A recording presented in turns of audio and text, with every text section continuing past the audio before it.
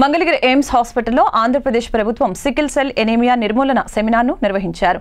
రాబోయే 3 సంవత్సరాల్లో రాష్ట్రంలో పూర్తిగా ఎనీమియా వ్యాధి లేకుండా చర్యలు తీసుకోవాలని, దానికి సంబంధించి మొదటి అడుగు పడిందని ఐఏఎస్ కాంతిలాల్ దండే తెలిపారు.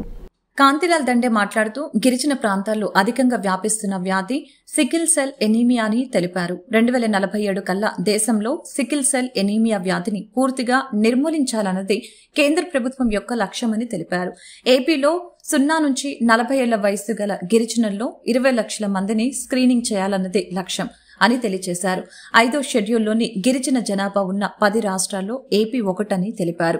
వైద్య ఆరోగ్య గిరిజన సంక్షేమ శాఖ సర్ఫ్ శాఖల సమన్వయంతో సికిల్ సెల్ ఎనీమియా నిర్మూలన దిశగా వెళ్తున్నామని అన్నారు.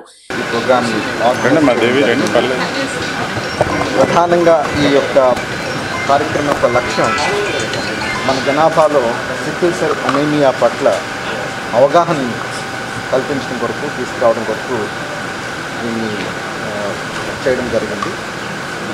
మన రాష్ట్రంలో ఉన్న 30 లక్షల పైకి ట్రైబల్ పాపులేషన్లో అప్ టు 40 ఇయర్స్ వయసు కలిగిన ప్రతి ట్రైబ్ని కూడా దాదాపు 20 లక్షల మంది ట్రైబ్స్ని, ట్రైబల్ పాపులేషన్ మనం గుర్తించి వారిని 3 సంవత్సరాలలో ఎంటైర్ టార్గెటెడ్ పాపులేషన్ని స్క్రీన్ చేయాలి అన్న దృక్పథంతో మొదటి సంవత్సరం నిర్ణయించబడిన టార్గెట్ని పూర్తి చేయడం జరిగింది. దాదాపు 5.5 లక్షల జనాభాని మనం ఈ టార్గెటెడ్ పాపులేషన్లో నుంచి స్క్రీన్ చేయడం జరిగింది.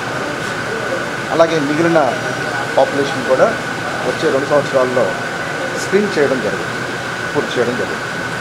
ఈ స్క్రీన్ చేసిన మీదట ఎవరైతే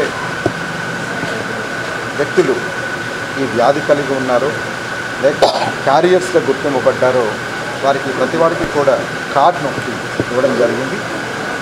ఈ కార్డు వారికి టెస్ట్ చేసిన తర్వాత ఇవ్వడం జరుగుతుంది.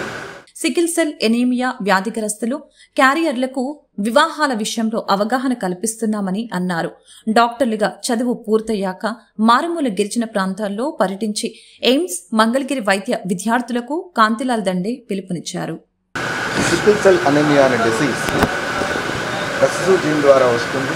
ఈ రెసెసివ్ జీన్ ఎక్స్ప్రెషన్ మరలా అదే విధమైన పాపులేషన్తో తీసుకుంటే ఇంకా తప్పకుండా వ్యాధి వచ్చే పరిస్థితి ఉంటుంది. కాబట్టి సో ఇలాంటి కారకులు అంటే వాహకులు ఎవరైతే ఉన్నారో వారి ఇరువురు వివాహం చేసుకోకూడదని, అలాగా ఈ కార్డు నుంచి కొంత సమాచారం జనాభాకు కూడా ఇవ్వడం జరుగుతూ ఉంది. అలాగే ఈ department of tribal affairs especially ఈ ట్రైబల్ పాపులేషన్లో అవగాహన కల్పించడానికి గాను డిఫరెంట్ మాడ్యూల్స్ని కూడా డెవలప్ చేసి ప్రజలకి అవగాహన కల్పించే ప్రయత్నం చేస్తున్నాం. ట్రైనింగ్ మాడ్యూల్స్ అని, అలాగే ట్రీట్మెంట్ మాడ్యూల్స్ అని, కౌన్సిలింగ్ మాడ్యూల్స్ అని, ఇలా డిఫరెంట్ మాడ్యూల్స్ కూడా డిపార్ట్మెంట్ ఆఫ్ హెల్త్ అలాగే మినిస్ట్రీ ఆఫ్ ట్రైబల్ అఫైర్స్ వారు ఇచ్చిన గైడెన్స్ ప్రకారంగా department of tribal affairs Andhra Pradesh prepare చేయడం జరిగింది.